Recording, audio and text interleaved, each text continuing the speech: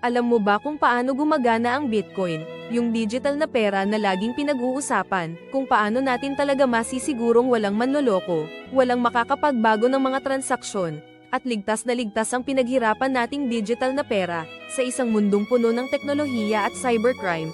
Napakahalaga na malaman kung sino ang tunay na nagbabantay ng ating mga pondo online. Ang sekreto, nasa matematika, lalo na sa mga tinatawag na prime numbers at hash functions. Ito ang mga core building blocks ng blockchain.